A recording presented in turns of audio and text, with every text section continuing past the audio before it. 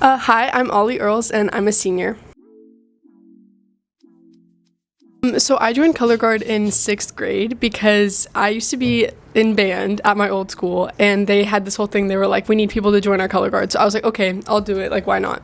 And at first, I kind of thought it was really stupid, and then eventually, I got into like the high school color guard while I was still in middle school, and I absolutely fell in love. It was so like. It was just really fun to get to perform like that, and I met so many people that I still love to this day.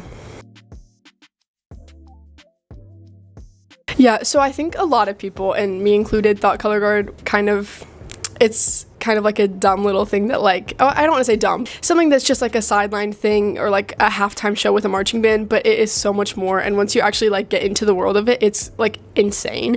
And there's like huge international competitions that are done, and so many people don't even know about it, which I think is crazy. It's just like dance combined with so many other like things. You spin equipment, but you also dance and you perform and you just do so much. And I don't know, I just think it's one of those sports that like not many people know about, but I wish more people did because I think a lot of people would really love it.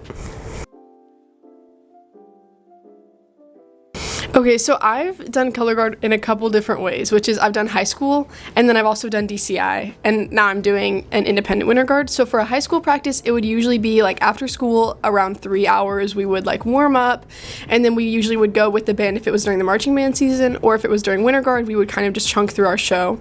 And then for DCI, it is 12 hours a day for 3 months straight. So you wake up in the morning, you have your first rehearsal block, it's usually 3 to 4 hours, and then you get a meal break, and then you have another rehearsal block, 3 to 4 hours, another meal break, and then 3 to 4 hours. So it depends on the day what we're doing, but usually we would just be like chunking through parts of the show. We'd have a lot of technique blocks, we would do dance classes, things like that. And then for independent winter guard, it's like Friday, Saturday, Sunday. So Friday night we have rehearsal, usually mostly technique, and then Saturday we chunk through the show, we work on different parts, we learn new things, and then Sunday same kind of thing, and then or we'll have shows. Me personally, I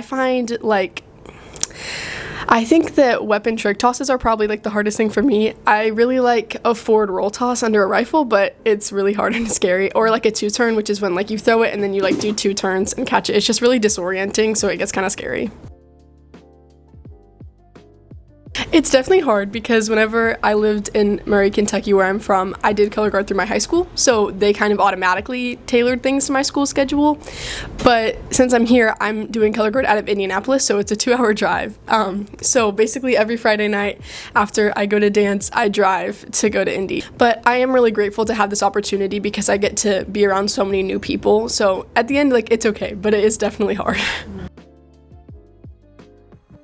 The really unfortunate thing about color guard is that since it's not as widely known of a sport, you can't really go professional. I've kind of already done the equivalent of like being professional at it, but you still have to pay to do it. So I do hope that in the future, if things change, I would love to like do it professionally, or I might see myself coaching on the side of things. Unfortunately, I don't think it's going to be any type of like career twist for me, which is really sad because it has been part of my life for so long, but it's okay because I can always, like go back to it and do it on the side.